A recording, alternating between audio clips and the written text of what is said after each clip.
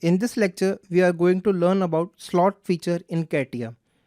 Select this surface, sketch and draw a circle to it.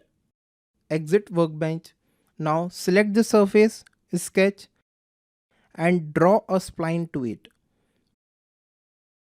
Exit. Now select a slot feature from here. First, select the profile of you want to make a slot. Select the circle.